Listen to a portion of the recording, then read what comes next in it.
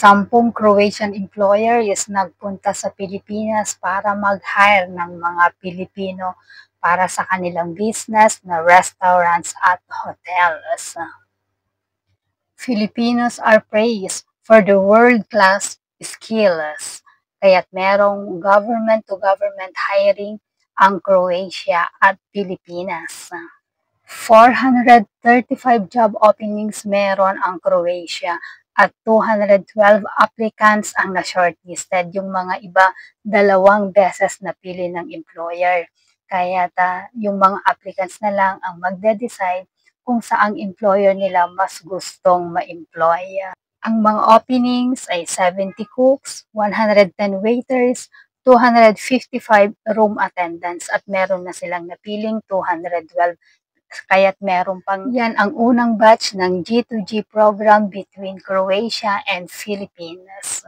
Dahil G2G program, walang babayarang agency fees, hindi katulad ng iba na kailangang may placement fee.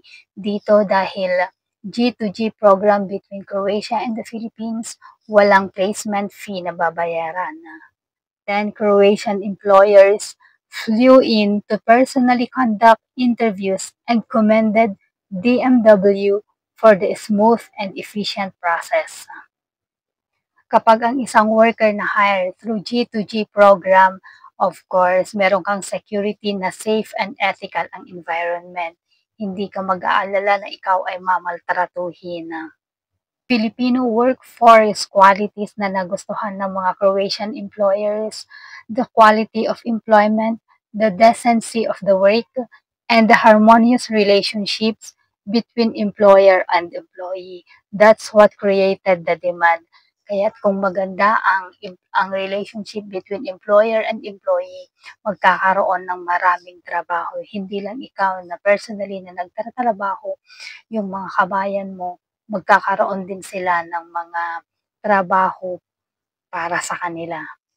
Sinabi pa dito, we know the quality of Philippine care, dedication, and the love for culture and learning what makes our workers successful wherever they go. O, diba? Ang gandang pakinggan na. Around 16,000 Filipino workers are already employed in Croatia and have earned a strong reputation among Croatian employers.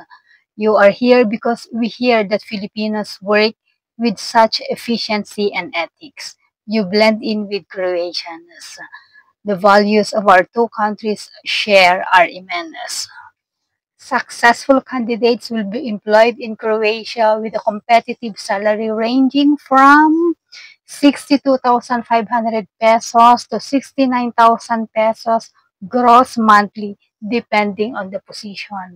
Mataas-taas din, parang 4,000 dirhams per month din yung 62,500.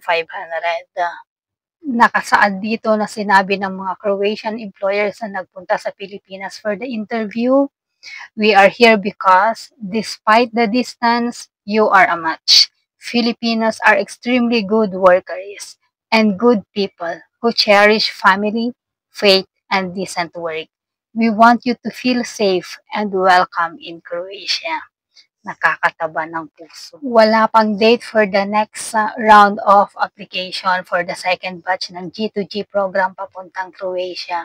Kaya yung mga ibang gustong pumunta, ini-encourage nila tayo na mag-update ng ating profile sa DMW portal kung gusto nating makakuha ng trabaho sa Croatia.